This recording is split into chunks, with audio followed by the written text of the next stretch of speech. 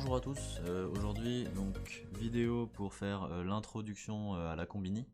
Donc pour commencer, ce sera le logo qui va clignoter en bleu, rouge et jaune et qui va aller scaler tout en haut à droite dans le coin, visible mais pas trop gros. Et les bandes de couleurs donc qui vont créer la transition, les bandes de couleurs donc toujours bleu, rouge et jaune qui vont monter et descendre. Donc on va commencer par importer le logo. Je mettrai le logo en téléchargement, il y aura un lien dans la description pour le télécharger directement, comme ça. Hop, on l'importe. Donc importer sous-métrage, toujours, calque fusionné. Voilà. On va créer une nouvelle composition, donc 1080 par 1080, format carré pour la vidéo, voilà.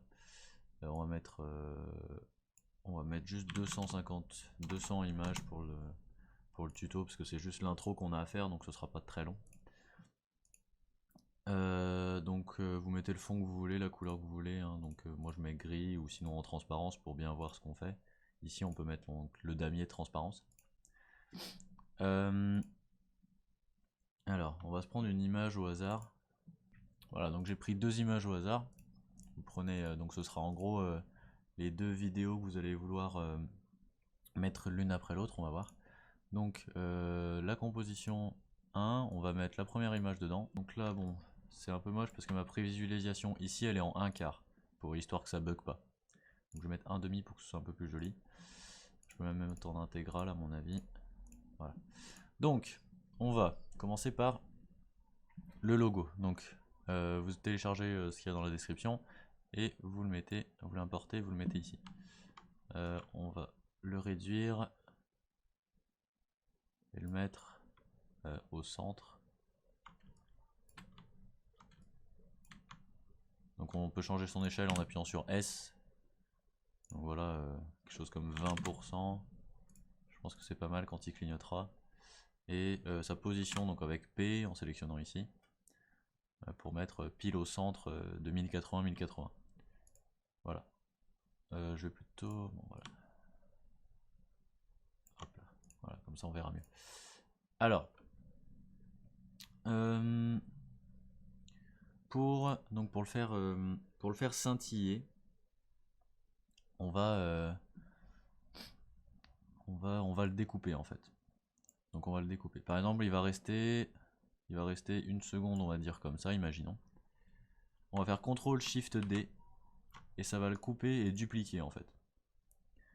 Donc cette partie, on va pouvoir faire le premier scintillement. Là, il est basique, jusque là.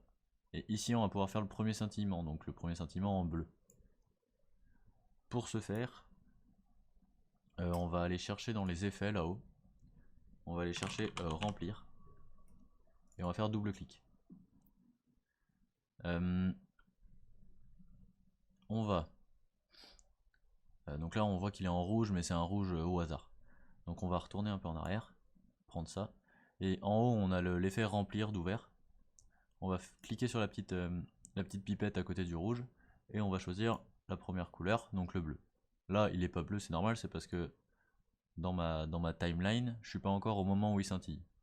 Donc là, si on fait play, on va voir que hop, il devient bleu. Donc maintenant qu'il est bleu, on veut le faire scintiller plus ou moins vite. Donc par exemple 4 images. On refait CTRL SHIFT D. On retourne un peu en arrière et on va refaire ça. Donc prendre la petite pipette, changer la couleur et mettre rouge. Voilà, donc là on a maintenant clac clac, le petit scintillement bleu et rouge. Après il reste rouge. Et on va donc rechanger une dernière fois la couleur. Encore 4 secondes. De nouveau CTRL SHIFT D. Et revenir en arrière pour prendre la couleur jaune. Donc voilà, on a notre petit scintillement. Voilà. Et on peut donc, après 4 secondes, refaire CTRL SHIFT D. Et sur la dernière, sur la plus longue piste, sur celle-ci, on peut supprimer l'effet remplir. Voilà. Donc là, on aura ça. Voilà. Donc là, on peut même le faire un peu plus rapide. Donc pour le faire un peu plus rapide ou un peu plus lent, ça dépend. mais plus lent, je pense que ça le sera trop. On va faire comme ça, donc 1, 2, 3, 4. Donc, imaginons, je veux le mettre du coup à 3. Je vais faire 1, 2, 3, et hop, on va réduire comme ça. Pareil pour là, 1, 2, 3, on va réduire comme ça. Et 1, 2, 3, on va réduire comme ça. Et ensuite coller les uns aux autres. Voilà. Donc, là on retourne. Et voilà. Donc là, on a un petit clignotement bien sympathique. Pour le clignotement, c'est bon. N'hésitez pas à faire pause quand vous voulez pour arrêter le tuto et le faire en même temps. C'est bien pratique. Avec la vidéo sur votre portable par exemple, ou sur un autre écran si vous avez plusieurs écrans, ou seulement en fond et changer de fenêtre. Alors, maintenant qu'il a scintillé, en fait, il va aller se caler dans le coin par ici et baisser de taille. Donc rétrécir. Ce qu'on va faire, c'est refaire CTRL-SHIFT-D. Et ceci, donc cette dernière timeline là, on va changer donc sa position pour qu'il soit ici, et son échelle.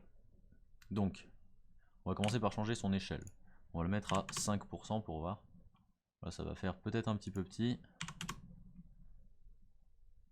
À 6%, je pense que c'est pas trop mal. On va voir de toute façon. On va voir en le calant. Donc justement pour bien le caler, pour bien le placer en haut à droite pour qu'il soit visible tout le temps, si c'est un peu zoomé, ça dépend où on regarde la vidéo.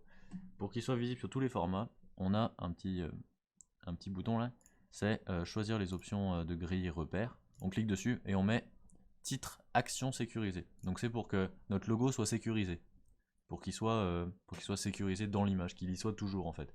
Même si le format va couper un peu l'image, imaginons que ça zoome un peu, on aura toujours ça de visible, cette partie entre les deux lignes. Donc là c'est les lignes de sauvegarde. Donc du coup on va mettre position, on va changer la position, on peut même le faire à la main.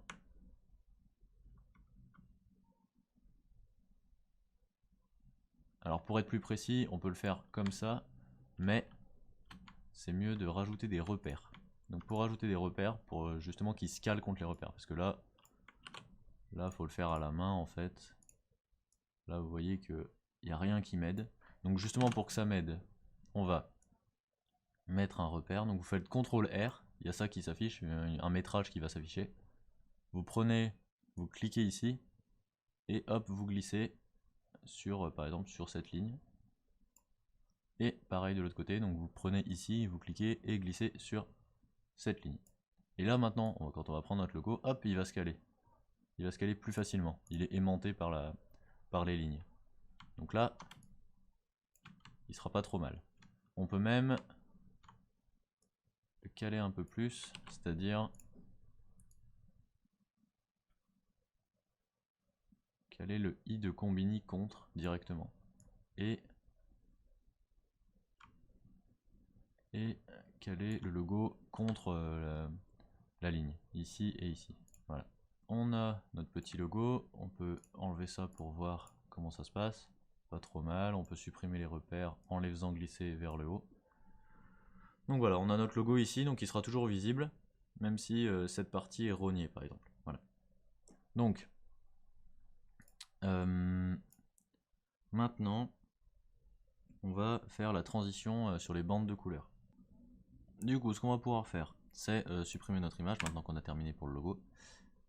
Créer une nouvelle composition, qui va s'appeler animation, transition plutôt. Voilà. Transition. Et on va donc créer l'effet bande. Donc les bandes qui vont monter, les bandes de couleur bleu, rouge et jaune qui vont monter et redescendre. Donc on va pour ce faire, dans notre nouvelle composition transition, créer un solide. La largeur va être de 180 parce qu'en fait on veut en mettre 6 dans notre image. Donc 1080 divisé par 180, on met en largeur 180 et on garde la hauteur 1080 parce qu'on veut qu'elle prenne toute la place pour la transition, qu'elle prenne toute la hauteur. On fait OK, n'importe quelle couleur. Pour l'instant on n'en a qu'une, mais on va faire plusieurs choses sur la première pour que ce soit plus rapide après à faire. Donc, ce qu'on va faire, c'est changer le point d'ancrage de place. Parce qu'en fait, pour l'animation, on va pas faire ça en fait. On va pas changer la position et faire en sorte qu'elle vienne comme ça et qu'elle reparte. On va changer l'échelle. Pour ce faire, on va changer de place le point d'ancrage. Donc là, on voit qu'il est au centre. On appuie sur A. Donc on a le point d'ancrage. On voit qu'il est au centre, donc 90, et au centre en hauteur aussi, 540. On veut qu'il soit tout en bas, sur la base de la bande. Donc on va pas mettre 0, parce que le 0 est ici, 0, 0 est ici, et ici c'est 1080, 1080. Donc on veut qu'il soit à 1080. Donc on prend la deuxième valeur et on met 1080. Voilà. Donc là, notre point d'ancrage est à 1080 de notre solide. Sauf que notre solide, sa position c'est, on appuie sur P, 540, 540. 540 qui est le centre de notre zone de travail. Donc on va modifier ça aussi. On va pas mettre 540 mais 1080 vu qu'on veut qu'il soit collé ici. Du coup il nous reste une chose à faire, c'est ajouter l'effet. Pour pouvoir changer la couleur comme on veut un peu plus tard. Donc c'est, vous allez là-haut dans effet paramètres prédéfinis, rechercher et remplir. Ou sinon dans générer et remplir. On fait clic droit, quand on a sélectionné ça on fait clic droit. Et on a un rouge au hasard, la première couleur qu'il nous donne. Donc voilà, là on a ajouté l'effet. On changera la couleur tout à l'heure. On va d'abord dupliquer en 5 fois de plus nos bandes. Donc là on a nos 6 bandes. Sauf qu'elles sont l'une sur l'autre. Donc on va changer leur position. Donc on les choisit toutes. Clic en haut, Shift, clic en bas. P, donc pour la position. Et on veut qu'elle soit ici, la première. Donc elle commence là et qu'elle fasse 180, puis 180, puis 180, puis 180. Donc là elle est au centre, donc 540. Ce qu'on veut c'est qu'elle soit au début. Donc vu que le début c'est 0 et que le point d'ancrage est au milieu de 180, il faut mettre 90 pour commencer. Voilà, donc là on voit que 90, hop, il est pile poil contre. On va désélectionner la première. Et pour la deuxième, on va laisser 90 et on va mettre plus 180. Parce qu'il faut qu'elle se décale de 90 plus 90, 180. On fait entrer, ça change tout, et elle se décale. On reclique, CTRL-clic sur la deuxième. Sur la troisième, on laisse 270, on met plus 180, etc. On fait ça pour tout, donc CTRL-clic. Pour celle d'après, on laisse 450, plus 180, CTRL-clic, on laisse plus 180, CTRL-clic, et pour la dernière, on laisse plus 180. Voilà, donc là, c'est recouvert. On a toutes nos bandes. L'écran est bien recouvert des bandes.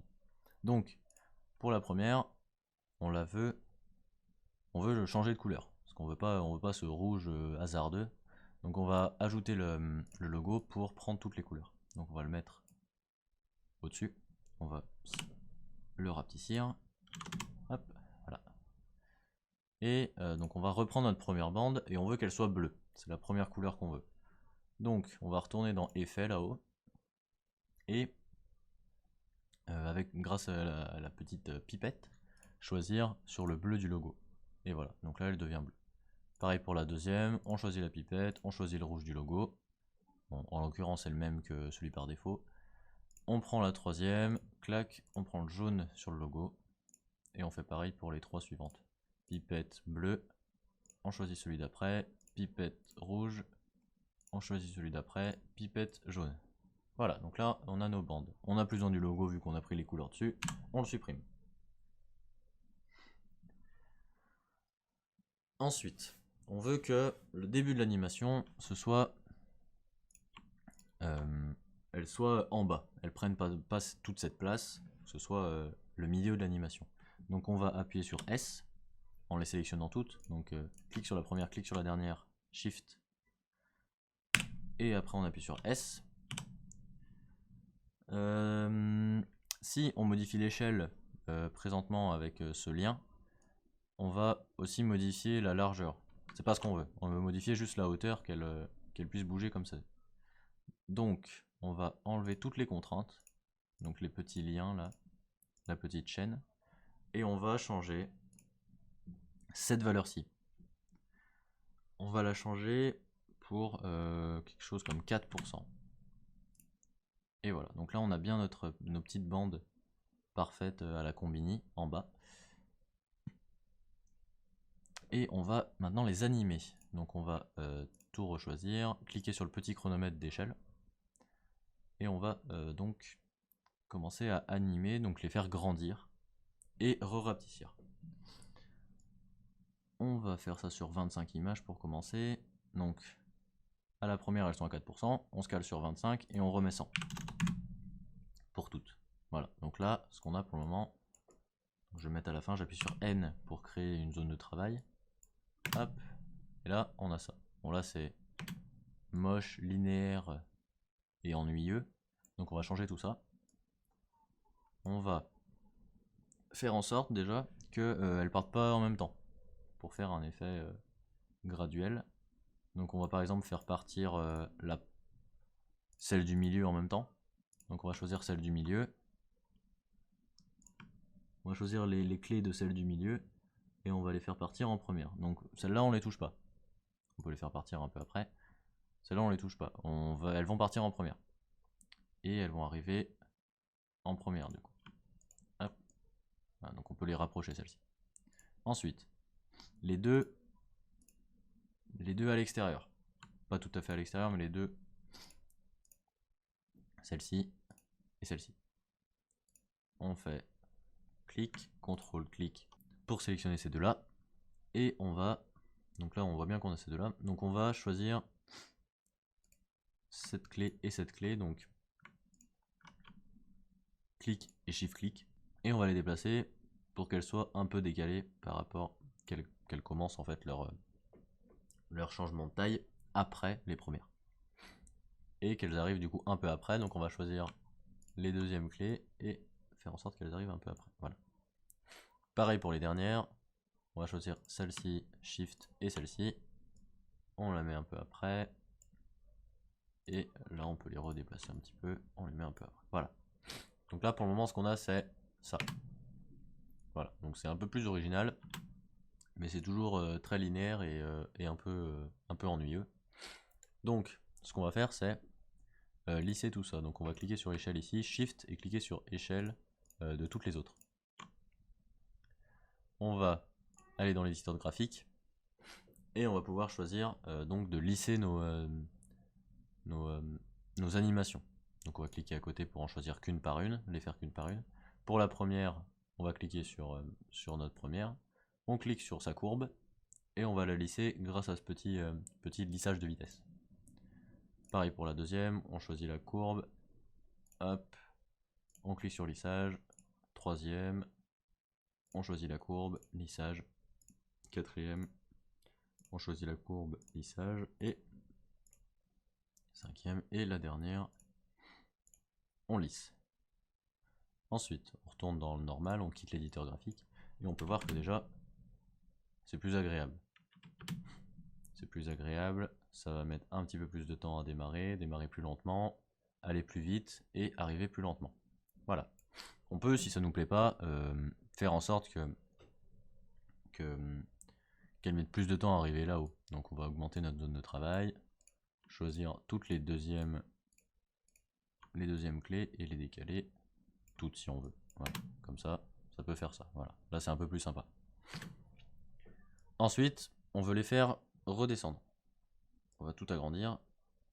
Donc on va choisir cette petite clé, la copier, la coller. Bon, vu qu'on veut pas qu'elle redescende tout de suite, on va l'écarter un peu. Ce qu'il va falloir faire, c'est tout recopier dans l'autre sens. Donc ça va faire en gros une symétrie ici par exemple, et que ça va faire comme ça et comme ça. Comme ça fait ici, comme ça et comme ça. Donc là on copie celle-là ici, on va copier celle-ci par ici. On va copier celle-ci ici, celle-ci ici. Pour être super précis, on va donc regarder par exemple, là il y a 12, on est à la 12e image sur la première, et on est à la 27e, donc il y a 15 d'écart. 15 d'écart, on se met à 40, du coup on va la mettre à 55. Hop. Là on va se dire que il y a le même écart avec les autres, donc 45 on va se mettre à 60. Et enfin, la troisième, ici. On peut même regarder l'écart qu'il y a entre chaque bande. Donc 22, 27 et 18, 22. Donc il y a chacune 5 images. Donc là 40, on va passer à 45, voilà on est bien. Et 45, on va passer à 50. Hop. Ici on va pouvoir donc coller la dernière image, celle-ci, et la coller 15 images plus tard, c'est-à-dire 65. Voilà, on la colle. Ce qu'on peut faire, c'est tout simplement ensuite faire des copier-coller aux mêmes endroits. Donc la première, on la met au même endroit ici. La deuxième, on la met au même endroit ici, en choisissant bien nos pistes. Et la dernière, on la colle ici. Pareil pour les autres. On va coller celle-ci au même endroit, mais sur la bande d'à côté. Pareil pour celle-ci. Hop. Et pareil pour celle-ci. Voilà, donc là on a notre animation. Hop, et ça redescend. Donc là c'est pas mal. On peut un peu les écarter si on veut. Oups. On peut un peu les écarter si on veut. Si on veut que l'écran soit recouvert plus longtemps, on peut toutes les choisir comme ça et les décaler un peu. Voilà. Donc là, si on voit, hop, hop, voilà. Là, on est bien. Donc, on a notre animation qui fait que, hop, les bandes montent et les bandes redescendent.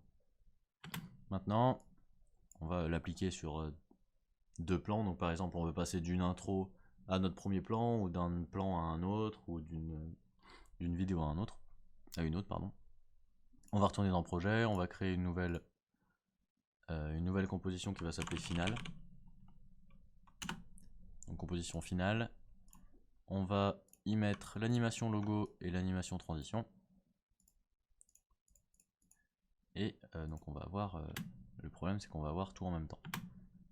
Pour ce faire, on veut l'animation logo en premier. Donc on laisse l'animation logo, mais la transition on veut qu'elle arrive plus tard par exemple. Donc on va la décaler, comme ceci. Là on a notre petit crépitement. On a notre logo qui se cale. On va peut-être attendre un peu et la caler là. Voilà. Donc là on a ça. Voilà. Donc, ce qu'on va faire, c'est mettre deux images pour voir le changement. Donc là, imaginons qu'on ait une image, hop, ici, pour le premier plan. Hop, on a scintillement, on a la transition, et une fois que tout est caché, on va pouvoir sélectionner l'image ici, appuyer sur $, pour que ça coupe l'image, et en mettre une autre. On peut même la réduire et la faire commencer ici. Hop, et là du coup, on a la transition et on change d'image. Voilà.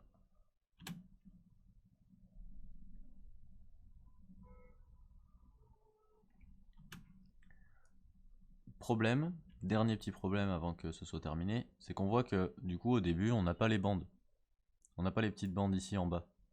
On les a qu'à partir du début de la transition, on les a pas ici. Vu qu'on les veut tout le temps dans la vidéo, on va dupliquer la transition, dupliquer la composition transition, donc CTRL D ou commande D. Clic droit, on va la renommer en bande fixe. Et on va la mettre ici. Donc pas sous les images parce que sinon on la verrait pas. Voilà. mais au-dessus des images, au-dessus de nos vidéos qu'on aura pour la vidéo. Et donc les laisser ici. Et là on voit qu'on les a maintenant. Et si on fait ça, le problème c'est qu'on a l'effet de transition vu qu'on a dupliqué. Donc ce qu'il faut faire pour avoir juste les bandes, on va juste dans bande fixe, donc on l'ouvre, double-clic. Et on va tout choisir et enlever les animations, tout simplement. Comme ça elles resteront tout le temps à 4%. Et dans Final, elles bougeront pas. Voilà. Donc voilà, c'est terminé. J'espère que ça vous a plu. J'espère que j'ai été clair, pas trop rapide, mais pas trop répétitif. Si vous avez des questions, vous pouvez me contacter par message, n'importe comment, comme vous voulez. Et surtout, n'hésitez pas à poser des questions, hein. Moi, ça me dérange pas de répondre. Et je préfère plutôt que de vous laisser dans le doute et que mon tuto serve à rien. Donc voilà, on a tout ce qu'on veut. Le sentiment au début, le logo qui se cale là-haut, la transition des bandes, hop, on change d'image mais ça se voit pas, et là ça se voit. Voilà, et nos bandes qui restent tout le temps ici. Voilà, c'est la fin de ce tuto, merci d'avoir regardé jusqu'au bout, et à la prochaine.